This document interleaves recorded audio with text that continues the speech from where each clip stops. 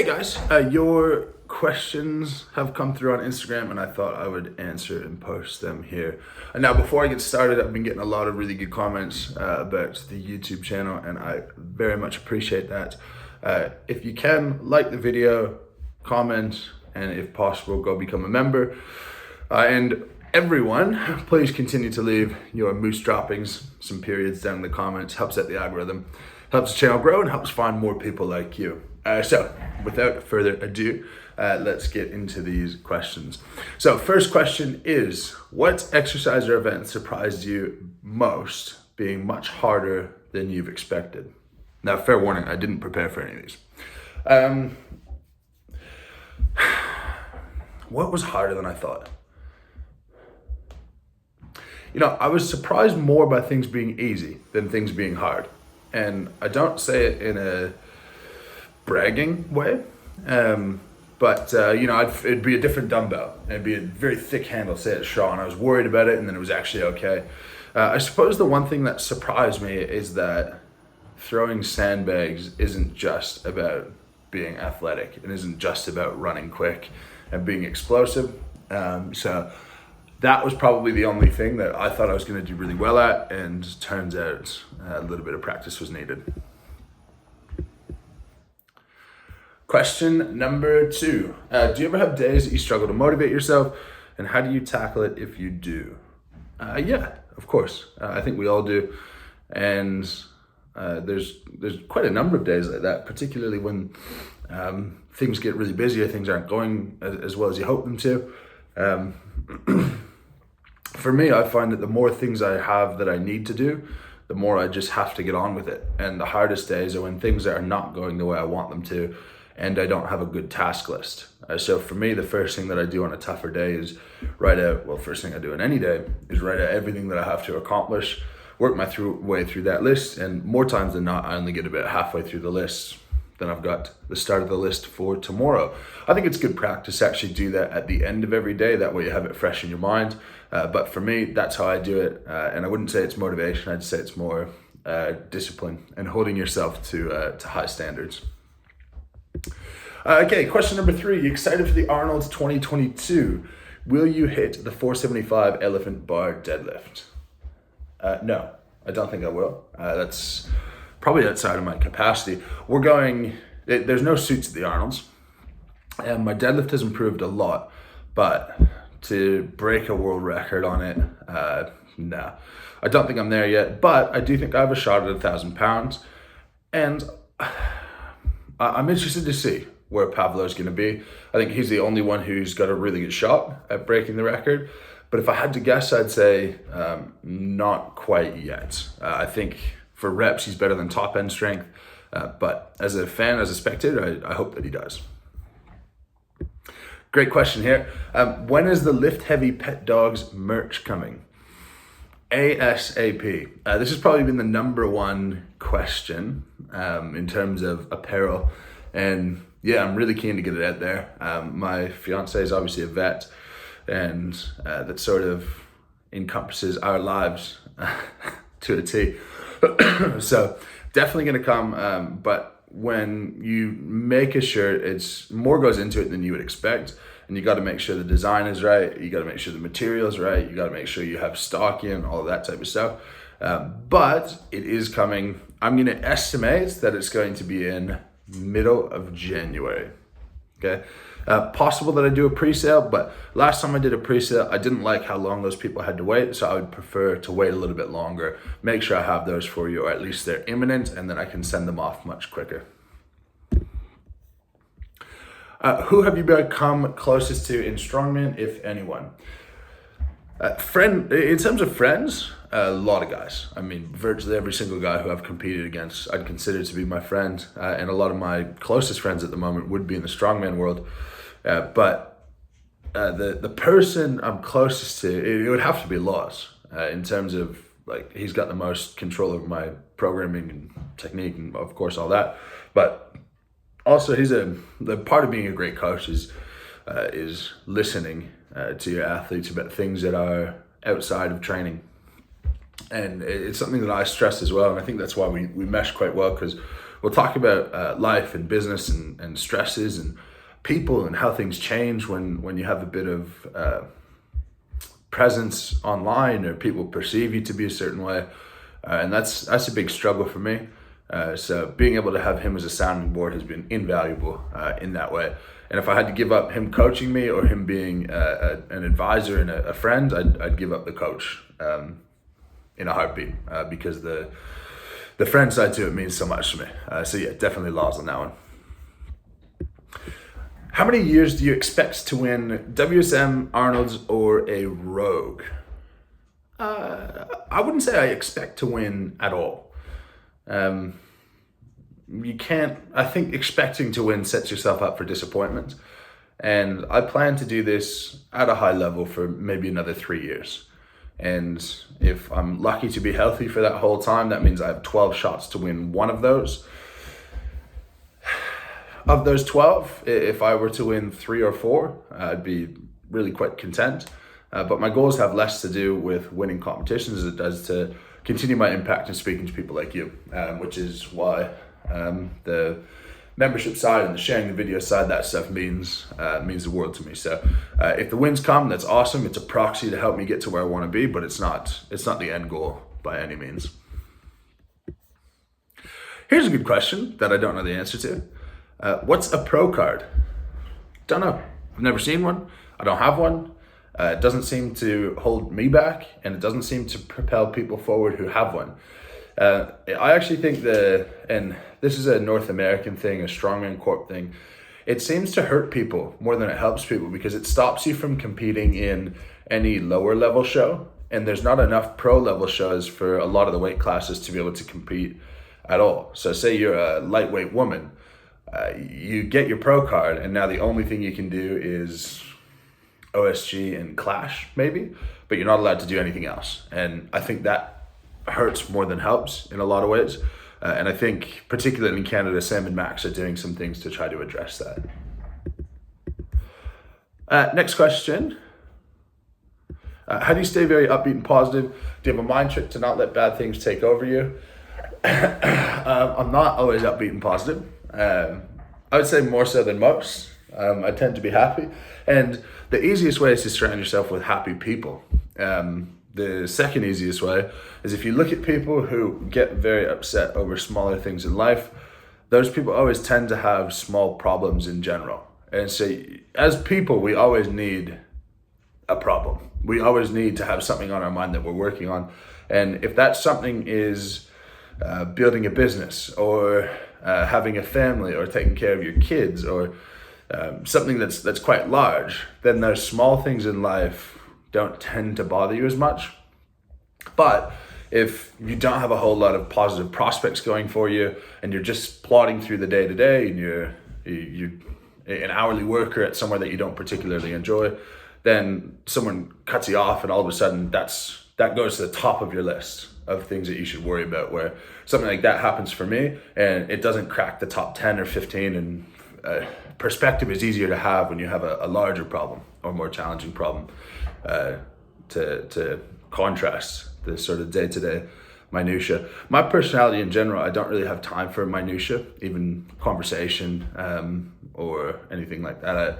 To a fault, I probably zone out when things get mundane or uninteresting on a larger scale, and it's a strength and a fault in a way, but that's my best tip for you. Do you think there should or will be a union for pro strongman athletes in the future? I think there should be, absolutely. There's a couple of things that are just not right in the sport, and I think people put too much energy towards fighting for bigger prize money and different spots at shows and invites, and they worry far too little about the impact that an injury could have on them on a lot of fronts. Say you get injured in America, well, pretty dangerous financially to get that solved over there. Similar thing in the UK, when you can go NHS route, but you're not going to get in anywhere quickly. Canada, you only have the one option, so sort of is what it is. But yeah, that should be regulated. Prize money should be regulated. the biggest challenge, I think, to starting a union is who's in and who's out. And how you determine that, I'm not really sure. Maybe that's when you make a pro distinction and those guys are all in. But it would also take guys understanding that you're going to have to pay 5% of any prize money that you win to the union to be able to run it well. But that's on my mind, and I need to be around for a lot longer until I can have that sort of influence, I think. But if it's not done, say in the next 3-4 years, by the time I start winding things up, that's probably one of the first things that I would want to take on if I wanted to continue being involved in the strongman world. Because in the end, it's a great group of guys. Oftentimes they want strongman to be their life so bad, and they don't want to do wrong by any promoters and lose invites and that type of stuff. So they don't want to ruffle feathers, and it becomes tough to start to negotiate for yourself. Same thing with sponsors. The sponsors can take advantage of the guy who's in the worst situation. So the guy who needs $200 a month just to make rent or whatever. And then someone else comes along who doesn't need that. And now the market value for a sponsor is down at $200 a month. And it'll be a world-class athlete being asked to be sponsored for basically $1,000 a year. And it doesn't really make sense at that stage. If you think about every other sport, economically, those guys make more in sponsorships than they do in contracts. Now, if you consider our contracts like an annual wage from competition winnings, then top guys will make 150, 200, 250,000 a year. So I believe that if it was a pure open economic system without people kind of pulling down that number by accepting things that they shouldn't, it's reasonable to say that there should be sponsorships out there worth six figures for guys who are currently at the top, and guys who are sort of mid-level, guys who compete regularly, who are professionals. It makes sense to say that they should be sponsored for $50,000 a year, for $40,000 a year. Those sponsorships don't really exist in strongman at the moment, but if we had a union and we told these companies the only way you get in with us is this pathway, is here's the breakdown for the guys. So you have some sort of international ranking, top guys sponsorship, or whatever it is. It gets a bit complicated, but it certainly would stop guys from being taken advantage of. And I think that and the healthcare is two things that definitely need to be improved. How long did it take you to progress to where you are now, strength-wise? Well, I started in the gym when I was 16, so 11 years all up. But when I was 16, I liked lifting heavy, but my goals were largely aesthetic. Then I was playing American football. Still, when I was playing American football, my goals were aesthetic, not really performance. Then I lost a bunch of weight and did bodybuilding, so still aesthetic. Then I did marathons for a couple of years. Now, during that whole time, I really liked lifting heavy, but I've concentrated on heavy lifting exclusively for probably about 4 years now. So it's an 11-year base with a 4-year focus, which is why I can say 3.5 years ago, might be coming up on 4 now, I ran a marathon. But I didn't go from pure marathon runner to elite strongman in the course of like 2 years. There was a massive base behind that. Biggest inspirations, both in strongman and life in general. I've sort of been asked this question a few times, and I think having an individual as an inspiration and saying that person as a whole is an inspiration is inappropriate, because you just don't know everything about them. And I don't want to put someone on a pedestal to be then disappointed later. So when I look at people who are successful in ways I want to be successful, say like what I see of Eddie Williams and how he seems to be a really strong family man. He's a lovely guy. I would love to have that type of demeanor more often, and sort of feels very easygoing and laid back. When it comes to like success in business relating to strongman, you can't look past Eddie and Arnold and Thor and see what they've done with their careers and how they've really supported their families and made a more lasting impact with what they're doing. Arnold is someone to me who I would love to have that type of influence over the long term. And, that's 20, 30, 40-year goals that we'd be working towards there. But that's something that I would love to be able to do, because in the end, Arnold has made the world healthier. But you can't look at Arnold and say him as a whole is an inspiration, because there's parts of him that I'm not particularly inspired by. And that's sort of how it is with everyone. Like if someone were to say they were inspired by me, I wouldn't be impressed by that, because there's plenty of things that I don't do correctly, or I don't do how I'd like to, and yeah. How would you improve the sport of strongman? I think that was answered in the question about the union. So I think just making sure that the athletes are taken care of in terms of healthcare and in terms of sponsorships. I genuinely believe that when it comes to payouts, that it's trending in the right direction, and we don't need a whole lot of outside pressure to keep accomplishing that. If you look at where it's gone in the past 10 years, 15 years, it's funny listening to Laws talk about it, but if it keeps going that way, World's Strongest Man in 10 years time is going to pay out $500,000. Giants Live will pay out 6 figures. Rogue will pay out probably 500,000 as well. Seems good to me. It seems like it's on a good track. You can't go from 50,000 to $1 million in a year. It just wouldn't make sense. Yeah, I think those two other things are much more important at this stage. Which comp are you looking forward to the most? Sure.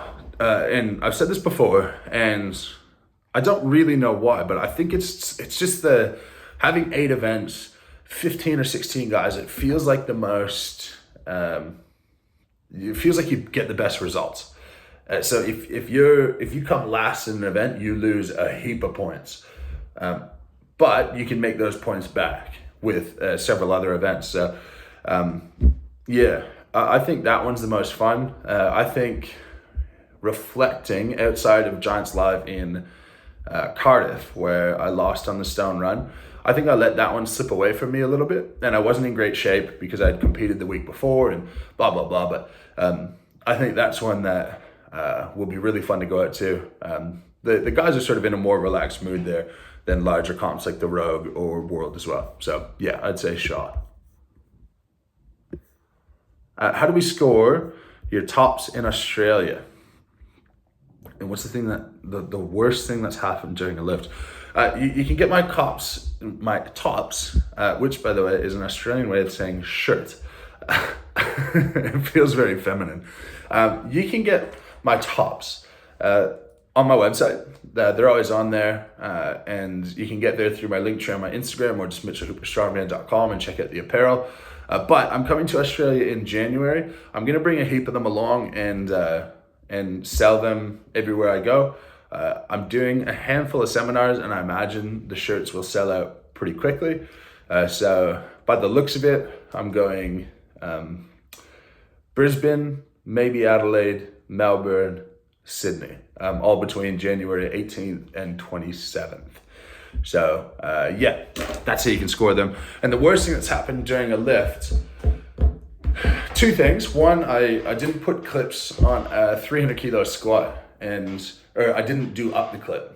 So I had finished squatting and I got to rack it, and I took a step and all of the plates slid off one side, and I did let the old wonky movement.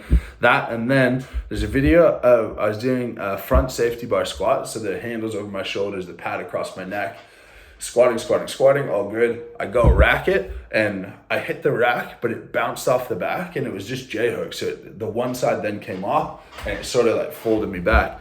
You can go look at my my Instagram archives for that. I've posted that a couple of times. But yeah, I'd say those are the 2 things that happened. Luckily, no big injuries with either. Just sort of jarring and loud. But those are your questions. Thank you very much for asking them. I appreciate you guys. Again, if you can, becoming a member would be a big help to me. If you can't, subscribe. If you can't subscribe or you don't like me enough to subscribe, like the video, leave a moose dropping, and we'll catch you next time.